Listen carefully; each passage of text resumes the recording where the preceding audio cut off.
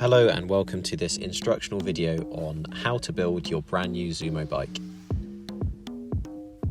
Once it is out the box, it will look like this. Firstly, we're going to grab the stem and put it on.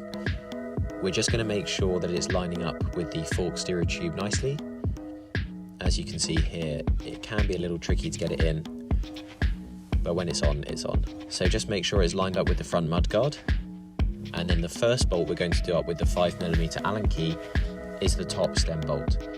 So we're just going to do this up till it's firm but not super tight.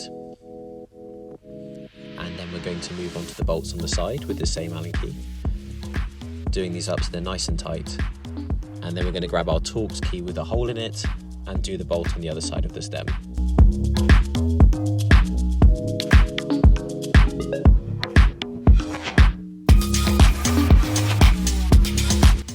That's all nice and tight and lined up with the mudguard.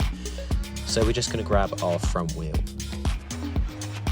This bit can be a little bit difficult to do, but we're just going to make sure that the motor cable, when we're putting the front wheel on, is facing towards the floor.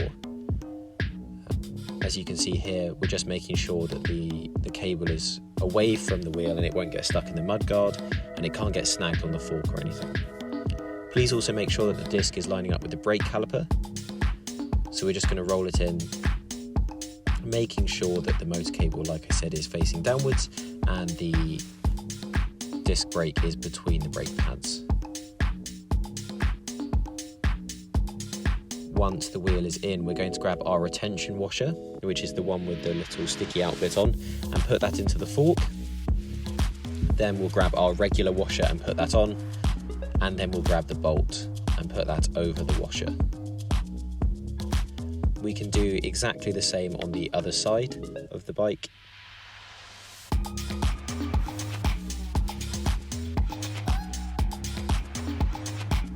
In exactly the same order. So we've got the retention washer, the regular washer, and then the bolt going on here.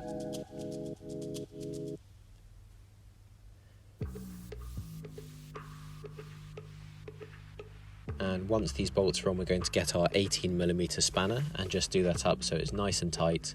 Obviously we don't want our wheel coming out whilst we're riding along, so we're just going to make sure that's really done up well. And please make sure that the retention washer's sticky out bit of metal goes into the slot on the fork. Then we're going to grab our motor cable and plug it in. There's two arrows on both sides of the connectors, just make sure they line up. Make sure the cable is pushed in nice and tight and that the pins go into the holes.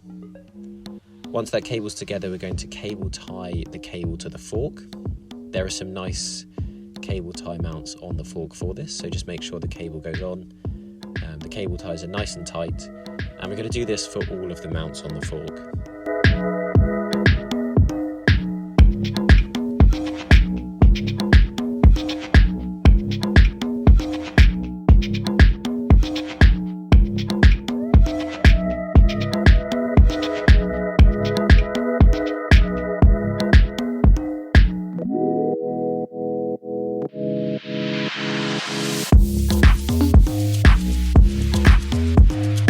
Now we've done all our cable ties, we can snip the ends off with some nice cutters. The last bit we're going to do today is put our pedals on. The pedals will be stickered. Make sure that the right pedal goes on the right hand side of the bike and the left pedal goes on the left hand side of the bike. The threads are unique, so this needs to be right. And then once the pedals are in, just making sure they're flush, we're going to turn them towards the front of the bike. If they're really difficult to do up, they're probably not flush, so you'll need to take it out and do it again to avoid damage to your cranks. Once they're done up pretty tight, we can grab our 15mm spanner and just ensure that they are done up all the way and nice and tight. Once we've done this on both sides, the pedals will be ready to go.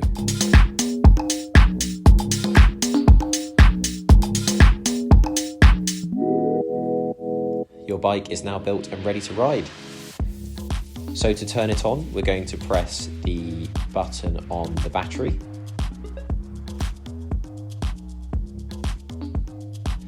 And then we're going to press the power on button on the display unit and put our yellow fob over the security bit to activate the bike. After this, we're ready to go and get out riding.